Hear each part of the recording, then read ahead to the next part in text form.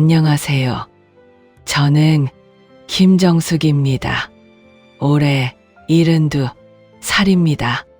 서울 외곽 버스 2번을 갈아타야 닿는 작은 아파트에 혼자 살고 있습니다. 방 2칸짜리 집인데 아들이 결혼하고 나간 뒤로는 한쪽 방에 짐만 쌓아두고 있지요.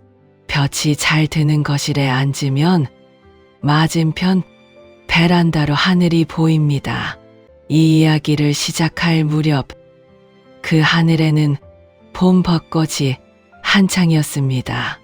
여러분은 평범한 노후라는 말을 들으면 어떤 그림이 떠오르시나요? 저는 한때 그런 노후를 꿈꿨습니다. 아들 내외와 명절에 밥 한 끼 나누고 손주 생기면 가끔 봐주고 저녁엔 텔레비전 보다 잠드는 그런 하루하루 소박하지만 따뜻한 일상이었지요. 그런데 지금 저희 하루는 다릅니다. 아침 7시 저는 장바구니 하나를 들고 집을 나섭니다. 장을 보러 가는 것이 아닙니다. 병원을 가는 겁니다. 아들 이준호가 거기 누워 있거든요. 준호는 제 외아들입니다. 올해 44살, 중견 IT 회사를 일군 성실한 사람이었지요. 아버지가 일찍 세상을 떠난 뒤로 저를 한 번도 홀로 두지 않으려 한 아이였습니다. 학창시절엔 과외 한 번 못 시켰는데도 제 힘으로 대학 가고 제 힘으로 회사 만들고 어미로서는 그 모습이 자랑스러우면서도 한편으로는 늘 마음이 아팠습니다. 너무 일찍 철이 들어버린 아이니까요. 그런 준호가 1년 전 갑작스러운 교통사고로 의식을 잃었습니다. 병원에서는 식물인간 상태라고 했습니다. 처음 그 말을 들었을 때 저는 그 자리에서 무릎이 꺾였어요. 소리도 못 내고 그냥 주저앉고 말았습니다. 옆에 며느리 서연이가 있었는데 그 아이는 그냥 가만히 서서 의사 말을 듣고 있었습니다. 울지 않았어요. 그때 저는 그게 충격 때문이겠거니 생각했습니다. 병실에서의 하루는 늘 같습니다. 저는 아들 곁에 앉아 손을 잡고 말을 겁니다. 담당 의사 선생님이 청각은 남아있을 수 있으니 자꾸 말을 걸어보세요 하셨거든요. 그래서 저는 오늘 날씨 이야기도 하고 어릴 적 이야기도 하고 동네 할머니들 소식도 전합니다. 준호는 아무 반응도 하지 않습니다. 눈꺼풀 하나 떨리지 않아요. 하지만 저는 포기하지 않습니다. 어미란 그런 존재니까요. 며느리 서연이는 일주일에 2~3번쯤 병원에 옵니다. 회사 재무이사로 일한다고 늘 바쁘다고 했어요. 오면 주로 돈 얘기를 합니다. 병실 비용이 어떻고 회사 운영이 어떻고 한 번은 이런 말도 했습니다. 어머니, 이런 상태가 언제까지 갈지 모르잖아요. 그 말이 뭔가 이상하게 귓가에 걸렸습니다. 하지만 저는 그냥 넘겼어요. 증거도 없고 며느리를 의심하는 건 옳지 않다고 생각했으니까요. 제가 아는 서연이는 늘 단정하고 말 한마디 헛되이 하지 않는 사람이었으니까요. 그런데 왜였을까요? 병원을 나서는 서연이의 뒷모습을 보면서 저는 한숨을 삼켰습니다. 아무것도 아닐 거라고, 그냥 힘들어서 그러는 거라고 스스로를 달랬습니다. 남편을 먼저 보내고 28회를 혼자 살았습니다.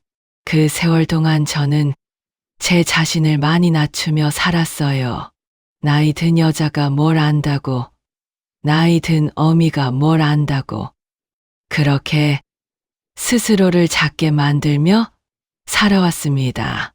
그날 밤도 그랬습니다. 집으로 돌아온 저는 지친 몸으로 식탁 앞에 앉았어요. 밥은 차릴 엄두도 나지 않았습니다. 빈 밥상 위에 두 손만 올려놓고 멍하니 앉아 있었지요. 창밖에서는 봄비가 소리 없이 내리고 있었습니다. 벚꽃잎이 빗물에 쓸려 내려가는 게 유리창 너머로 보였어요. 무심코 서랍을 열었다가 낡은 앨범이 손에 잡혔습니다. 준호 어릴 때 사진들이 가득한 앨범이었어요. 5살배기 준호가 웃고 있었습니다. 이가 하나 빠진 채로 두 팔을 벌리고 그 사진을 보는 순간 저도 모르게 손이 떨렸습니다. 이 아이를 내가 지켜야 한다.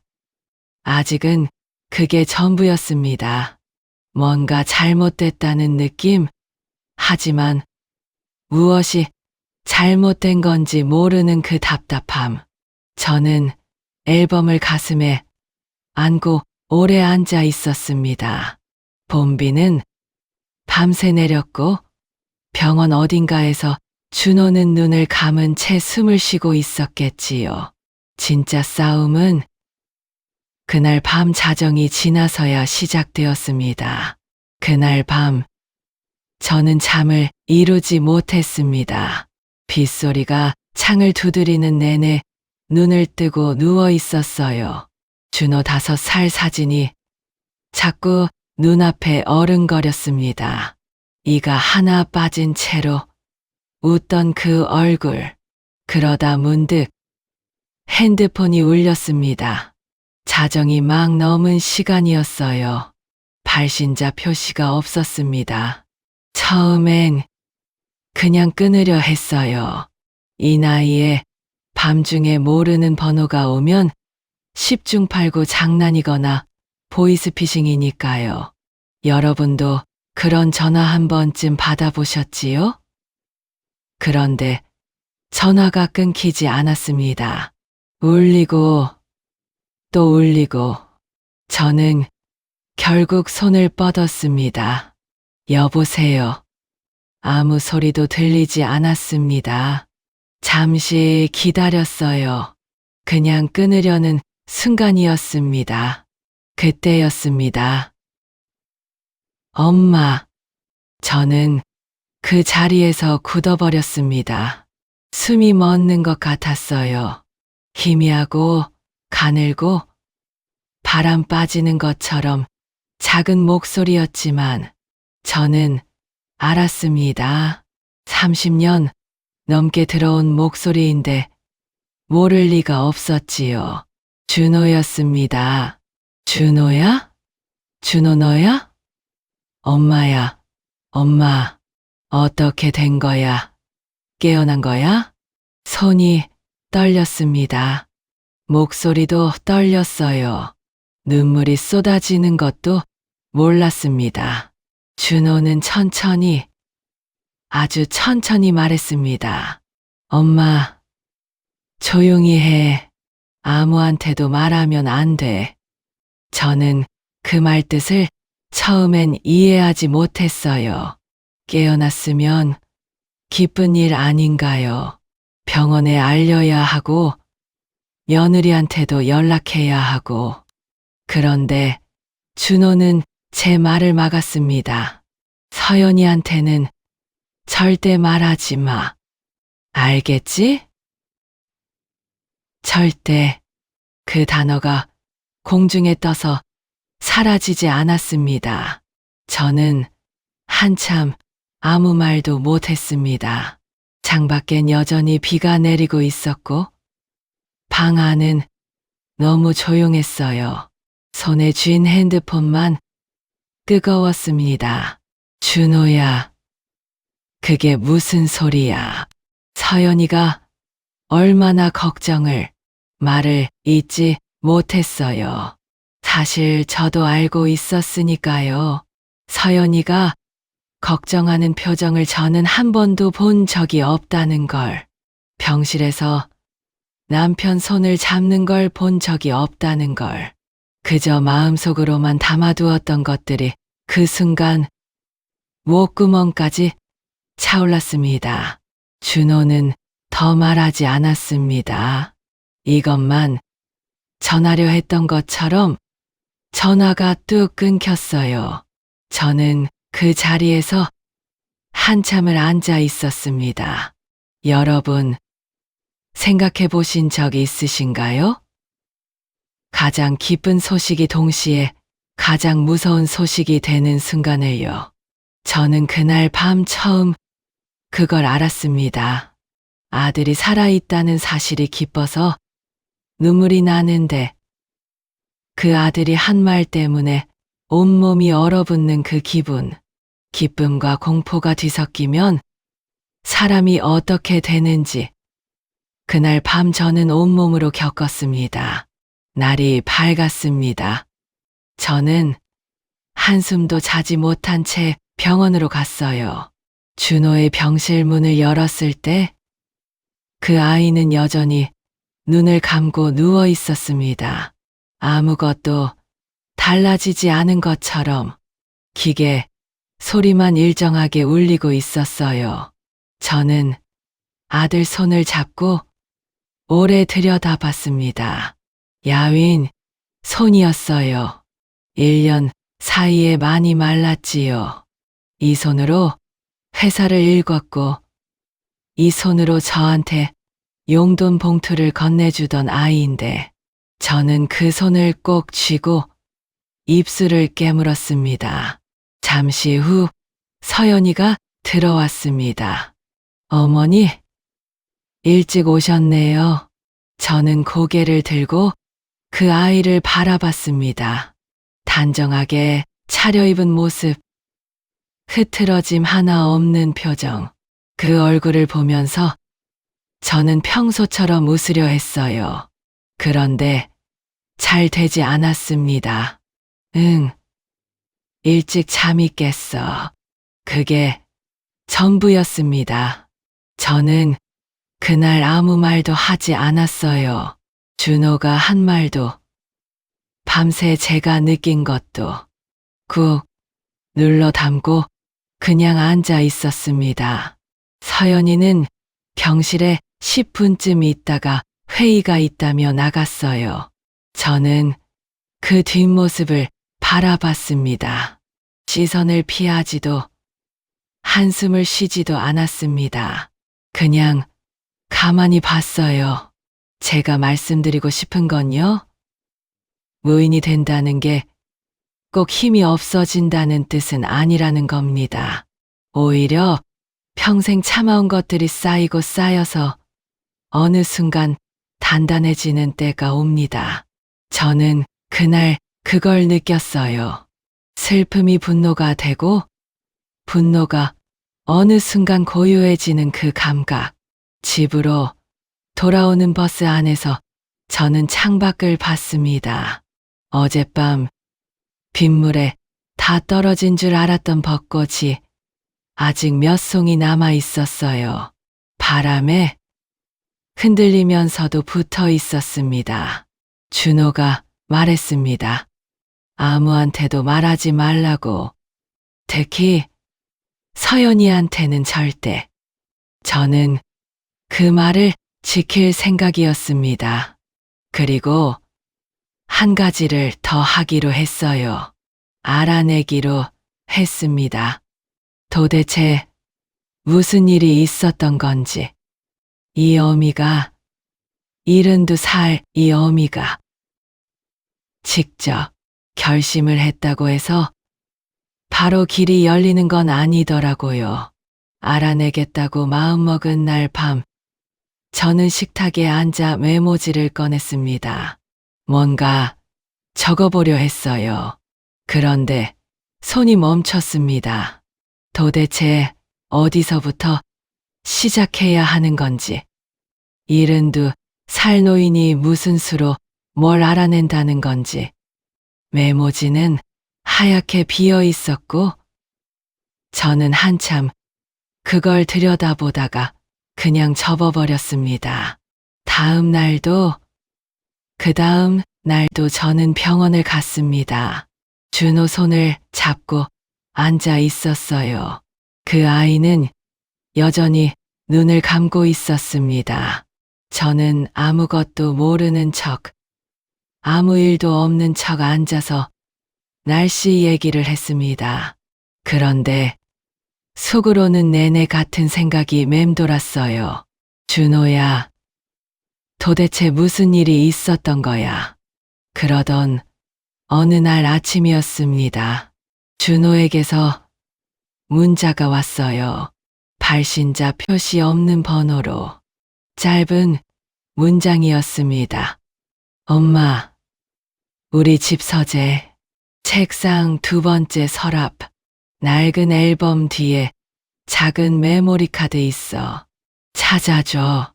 저는 그 문자를 3번, 4번 읽었습니다. 손가락이 떨렸어요. 메모리 카드. 저는 그게 뭔지는 알았습니다. 핸드폰에 쓰는 작은 칩 같은 거.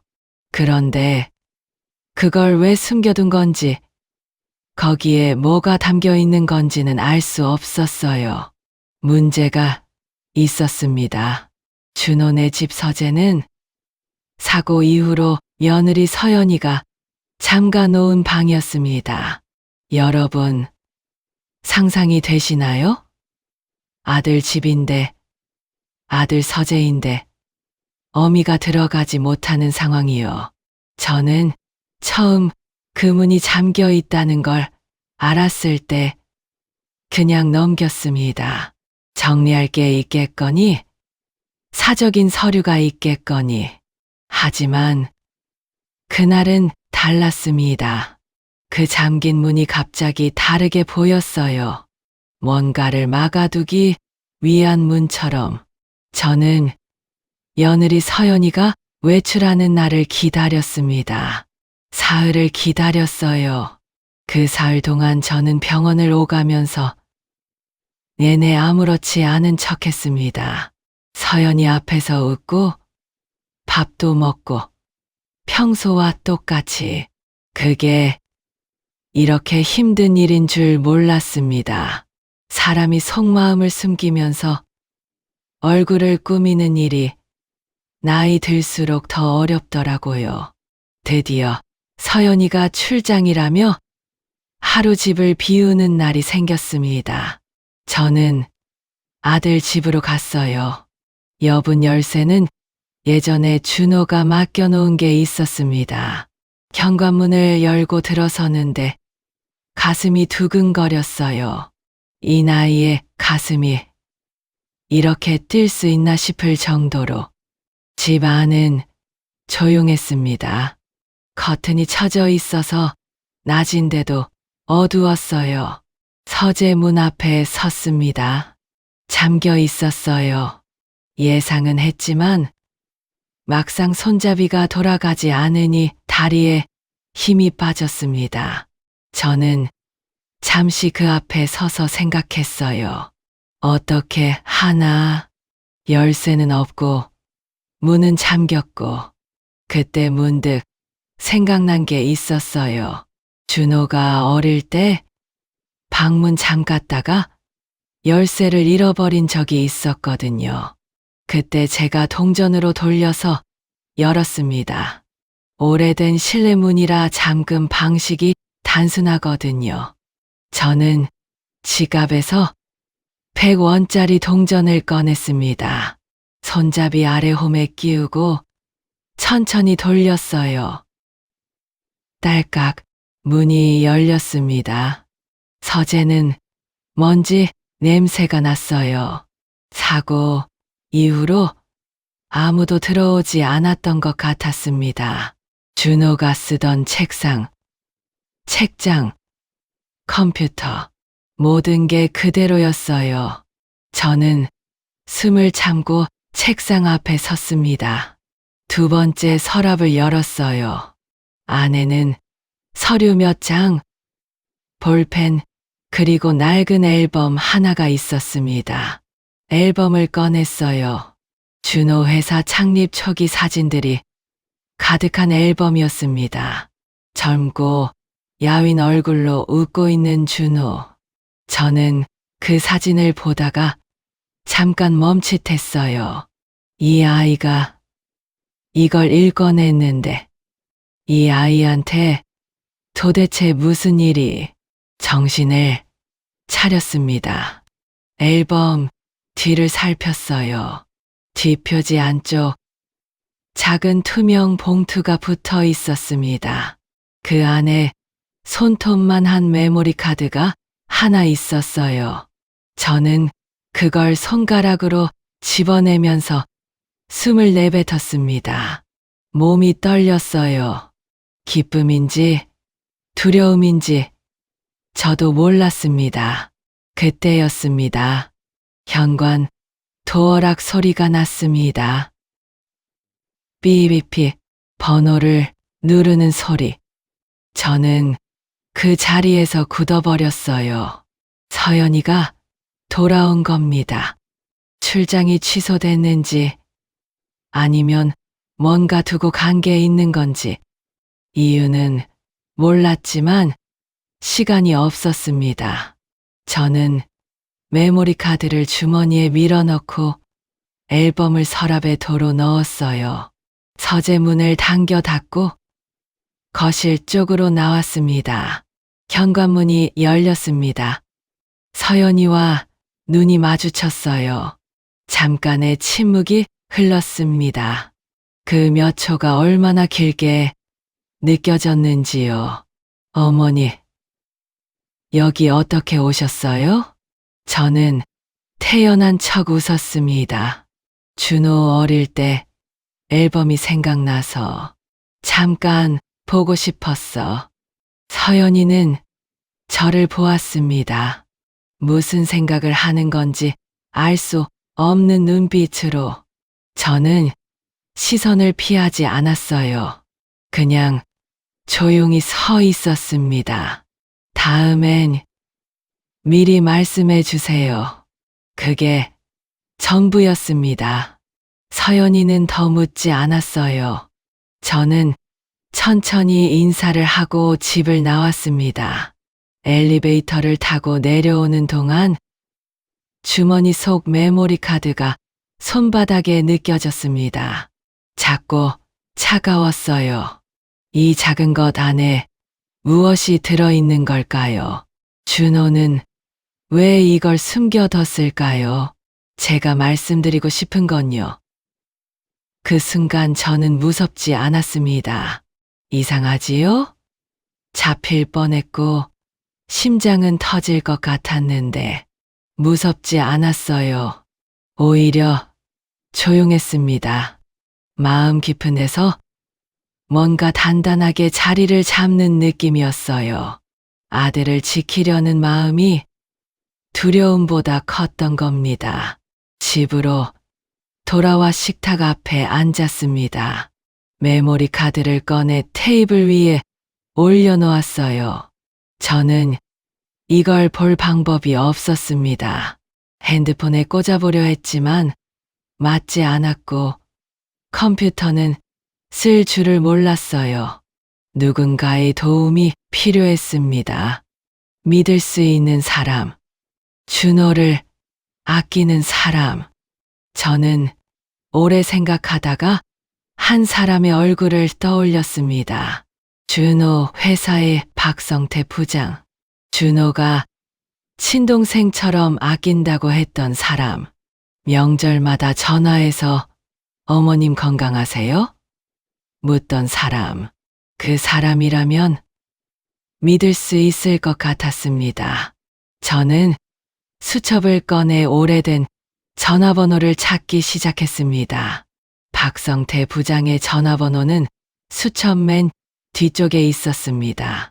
준호가 회사를 막 세웠을 때 명절마다 인사 전화를 해오던 사람이라 번호를 적어뒀던 거예요. 글씨가 흐릿해져 있었습니다. 몇 년이 지난 번호라 바뀌었을 수도 있다고 생각했어요.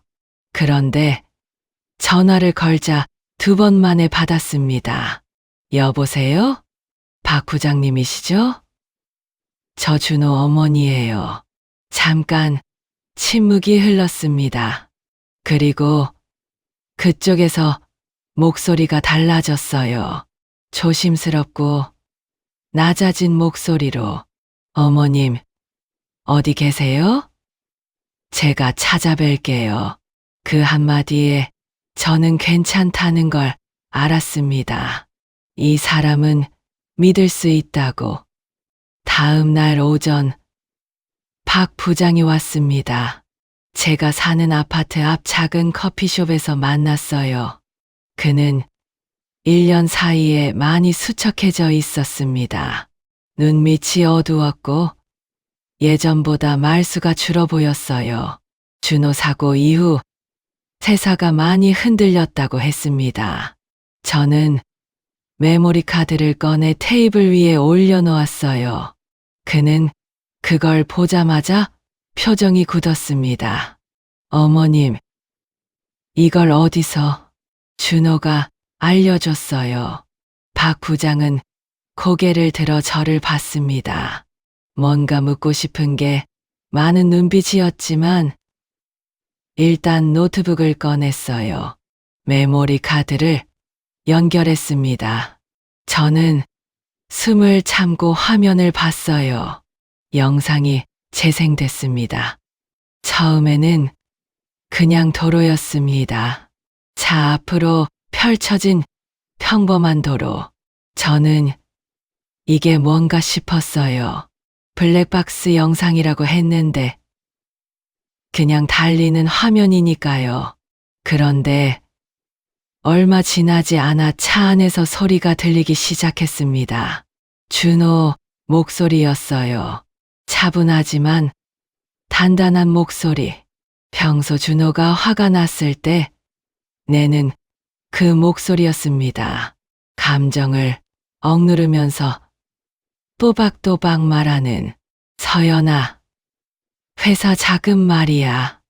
내가 다 알고 있어. 그리고 잠시 후 서연이 목소리가 들렸습니다. 당신이 없어져야 내가 살아. 그 말이 끝나자마자 충돌음이 들렸습니다. 영상이 흔들리더니 멈췄어요. 저는 화면을 바라봤습니다. 아무 말도 나오지 않았어요. 박 부장도 한동안 아무 말을 하지 않았습니다. 커피숍 안에 다른 손님들 소리만 멀리서 들렸어요. 여러분, 저는 그 순간 울지 않았습니다. 이상하지요. 당연히 울어야 할 것 같은 순간인데 눈물이 나지 않았어요. 오히려 머릿속이 아주 맑아지는 느낌이었습니다. 안개가 걷히는 것처럼 지난 1년 동안 이상하다고 느꼈던 것들이 하나씩 제자리를 찾아가는 느낌. 박 부장이 먼저 입을 열었습니다. 어머님, 저도 사실 이상하다고 생각했습니다. 사고 이후에 회사 자금이 자꾸 맞지 않았거든요. 근데 제가 재무이사한테 뭘 물어볼 수가 없으니 저는 고개를 끄덕였습니다. 이제 우리가 해야 할 일이 있겠네요. 박 부장이 저를 봤습니다. 어머님이 이러셔도 되냐는 듯한 눈빛이었어요. 저는 조용히 웃었습니다. 박 부장님, 저 72살이에요. 하지만 제 아들 일인데요. 그는 더 묻지 않았습니다. 노트북을 닫으면서 천천히 고개를 끄덕였어요. 그날 오후 저는 집으로 돌아오는 버스 안에서 창밖을 봤습니다. 어느새 봄이 깊어져 있었어요.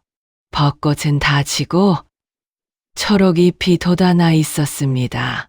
꽃이 지고 나야 잎이 나오는 거지요. 저는 그 나무들을 보면서 한 가지를 생각했습니다. 진실은 생각보다 오래 기다려주지 않는다고. 이제는 움직여야 할 때였습니다. 수사는 저와 박 부장의 손을 떠나 빠르게 진행됐습니다. 블랙박스 영상과 자금, 내역이 합쳐지자 정찰이 움직이기 시작했어요. 서연이가 소환됐다는 소식을 들은 날도 저는 병원에 있었습니다. 준호 손을 잡고 창밖을 보고 있었어요. 여름, 햇살이 병실 안으로 들어오고 있었습니다. 저는 그냥 거기 앉아 있었어요. 할 일은 다 했다는 생각이었습니다. 그로부터 열흘쯤 지난 날이었어요. 준호 눈꺼풀이 떨렸습니다. 저는 그 순간을 놓치지 않았어요. 손을 꼭 쥐었습니다. 준호가 천천히 눈을 떴어요. 초점이 흐릿했지만 분명히 저를 보고 있었습니다. 말은 없었어요. 눈빛으로만. 그 눈빛 안에 고마움과 미안함이 다 담겨 있었습니다. 저는 그것만으로 충분했어요. 며칠이 더 지나 준호가 처음으로 말을 했습니다. 엄마, 덕분에 살았어.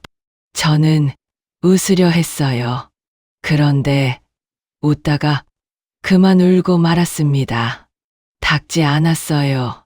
이 눈물은 숨길 필요가 없었으니까요.